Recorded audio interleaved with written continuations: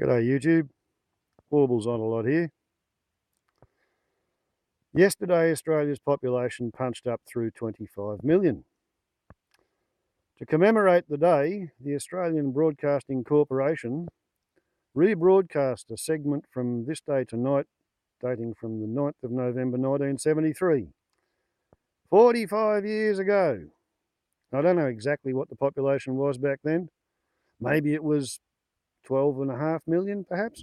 I know when I was commencing primary school in the 1960s, we had 11.5 million, so we might have had 12.5 million in 1973. So perhaps they've released this rebroadcast to commemorate the doubling of Australia's population since 1973, 45 years ago, when the documentary was produced. And the reason I think the documentary is worthwhile invoking the fair use for educational purposes section of the terms of service in order to avoid a copyright strike is because the documentary goes to the question of who knew what and when did they know it and when did they tell the population what they knew. Because it's become fairly popular among some circles to suggest that global warming and species extinction is some kind of a new invention put together by leftist, anti-capitalist, vested interests. So let's give these fellas a bit of privacy and we'll go and see what we knew in 1973. Back in the days when the world was young. Here we go. 1973, computer predicts the end of civilization. Published on August 6, 2018, in 1973, Australia's largest computer predicted trends such as pollution levels, global population growth, availability of natural resources, and quality of life on Earth. ABC's This Day Tonight aired this story on 9 November 1973. I do not own the copyright to this. I'm showing it to you for educational purposes. It's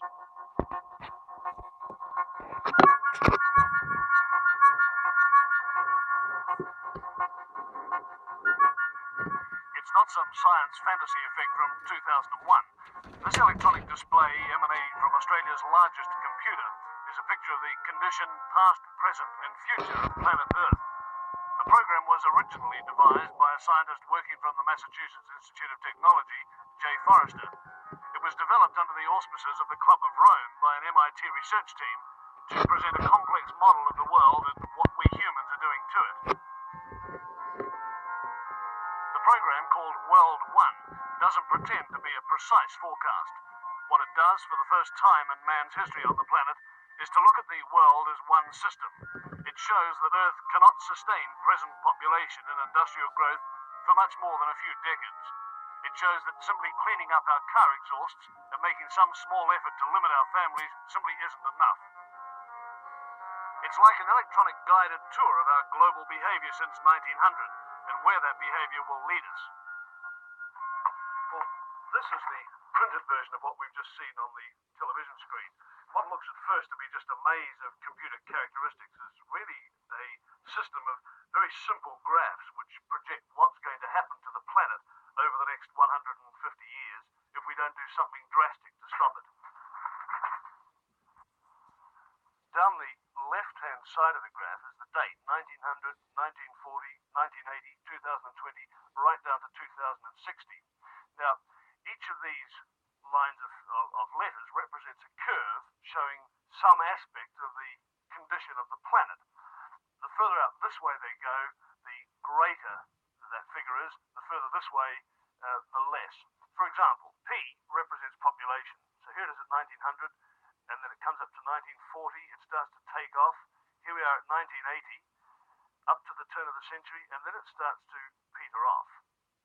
Let's now have a look at this next curve, the Q curve, which is the quality of life. And this is represented by, for example, the amount of space people have, the amount of money they have to spend, the amount of food they have to eat. Now, it increases rapidly up to 1940, but from 1940 on, the quality of life diminishes. here we are about the turn of the century, and we come up to the year 2020, and it's really come right back. More people, of course, means that you start to chew up your supply of natural resources. And this is this curve here, the N curve, that shows that slowly but steadily the pool of natural wealth in the world, natural resources, minerals, oil and so on, is slowly but steadily diminishing. So this is the situation. As population increases, the quality of life decreases, and the supply of natural resources decreases. But have a look at this curve here. This is called the Z curve, and it represents pollution. Now, predictably enough, as the population increases up to 1980, pollution increases. There's more rubbish. But from 1980 to the year 2020, pollution really takes off. This is assuming, of course, that we don't do anything about it. So the year 2020, the condition of the planet starts to become highly critical. And if we don't do anything about it, this is what's going to happen. The quality of life is going to go right back to practically zero. Pollution is going to become so serious, right out here, that it will start to kill people. So the population will diminish. Right back here, less than it was in the year 1900. And at this stage, around about the year 2040, 2050, civilized life as we know it on this planet will cease to exist. Well, hopefully, of course, it won't be allowed to happen. But it's taken this kind of shock treatment to nudge governments into doing something, and slowly we are. We're starting to clean up our atmosphere. We're starting to recycle our rubbish. We're doing something positive about population control. But so far, our efforts have really been just a drop in the ocean. The Club of Rome comprises some 70 men of widely varying backgrounds, but their common concern is that the world problems cannot be solved by individual nations. I spoke with Professor Hugo Tiemann, director of the Battelle Institute, Geneva, Dr. Aurelio Pache, founder of the club, and Dr. Alexander King, director of the World Bank and the United Nations OECD. Well, we won't go into what the Club of Rome had to say because, essentially, none of their optimistic solutions occurred. People just got on with making more money and trying to live more comfortably, and in order to do that, they wanted the economy to grow, and that meant the population had to grow in order to generate the market demand to invoke economies of scale and bigger profit margins. And of course, without a pre-existing environmental surplus available to be over-harvested and shipped away to meet market demands and sold at a profit. Without that pre-existing environmental surplus, no economic activity is possible. So essentially, as I see it, no matter how closely you look, we've known this was coming for 45 years. It's been public knowledge among the scientists. But the economists, funny word that, if you stick the G back in there, it becomes the economists, the people who claim to know things.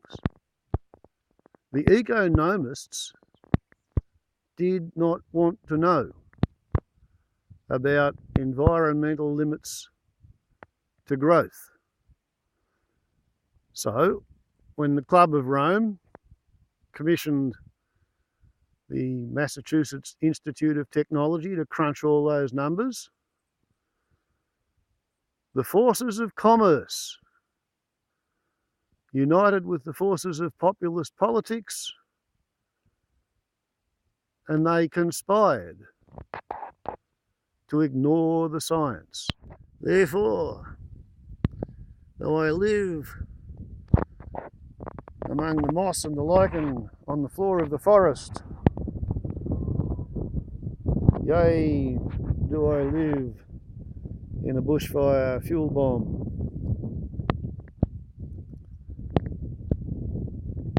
Because of the successive back-to-back droughts brought to us by global warming as a consequence of the industrial scale global release of greenhouse gases.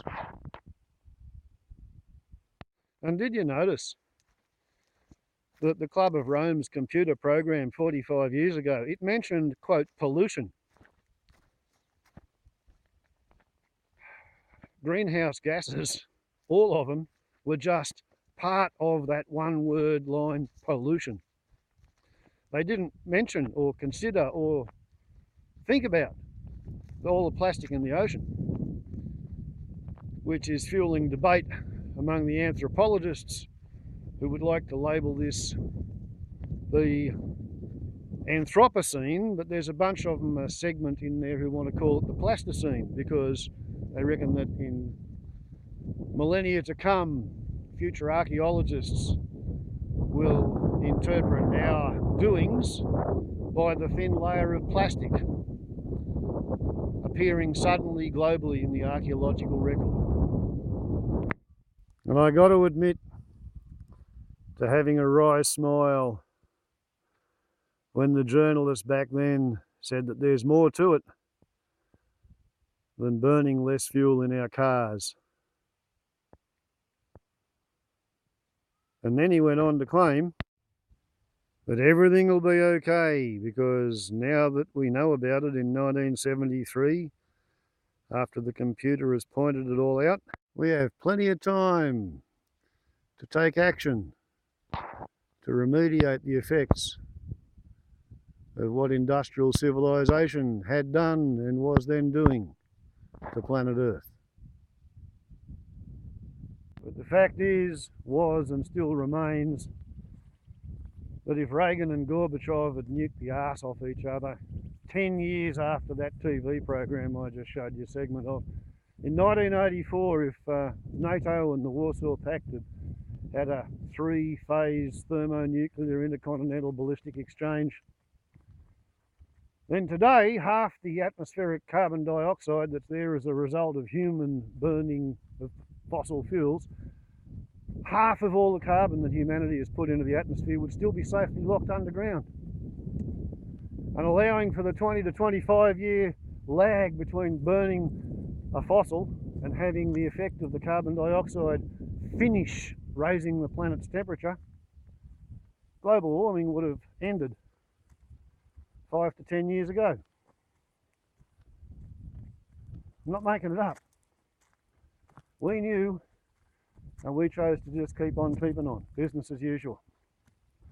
Anybody who tells you that environmental collapse, greenhouse effect, global warming, pollution, species extinction, habitat destruction, anybody who tells you that that's left-wing, liberal, anti-capitalist propaganda, they got fucking rocks in their head. Warbles on a lot to YouTube. Ciao.